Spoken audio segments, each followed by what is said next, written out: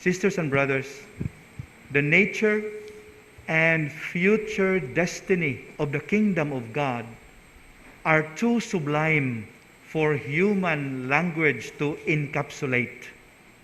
That is why, if you have noticed, the good Lord chose to describe the kingdom of God by way of comparison, highlighting its being already present in the here and now as a continuum to its eschatological fullness in God's own time.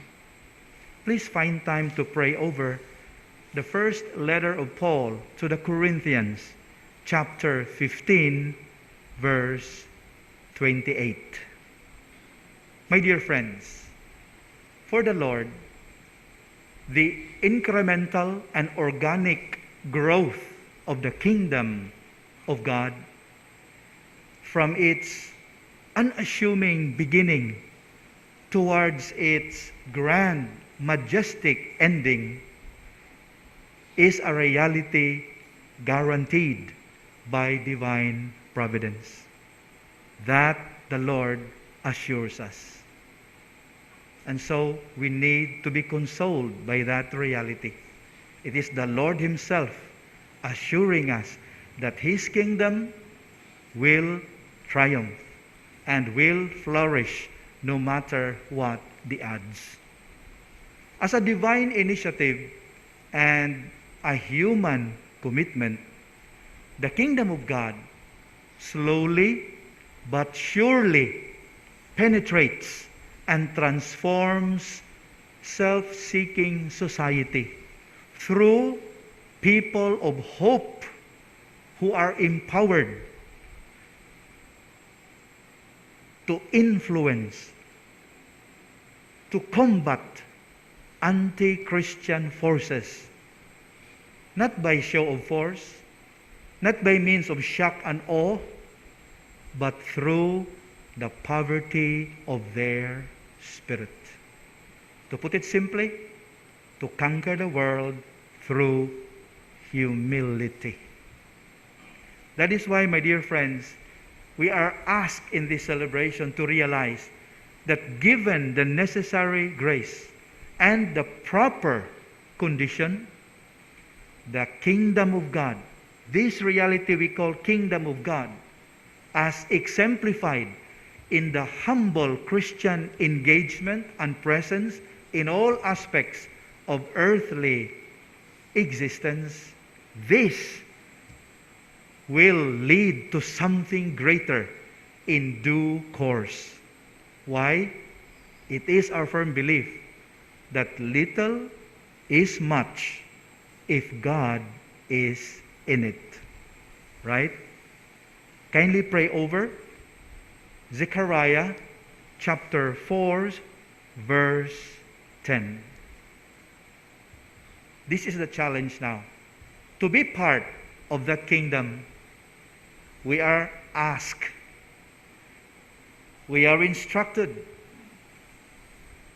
to overcome most effectively our natural fascination with the spectacular and the expeditious, so that we will neither overlook the ordinary nor be easily discouraged by frailty. Why? Because God has already made a promise. And that promise can only be fulfilled if we have faith. As St. Paul would put it, we walk by faith, not by sight. My dear friends, the reign of God, if you have noticed, was inaugurated with a band of mostly insignificant followers coming from predominantly marginalized sectors of society then. The kingdom of God suffered horrible persecutions. Even until now, it is suffering from opposition and persecutions from within and from without.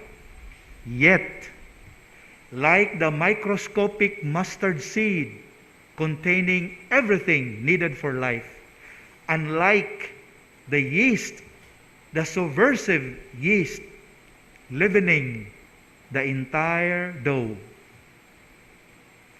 the kingdom of God will always triumph and has grown significantly from its exceedingly small beginnings. Abot ka bantay ba mo? From a band of 12 to the largest religion in the entire world. Christianity remains the largest religion in the entire world with 2-point-something billion adherents. The Lord always fulfills His promises.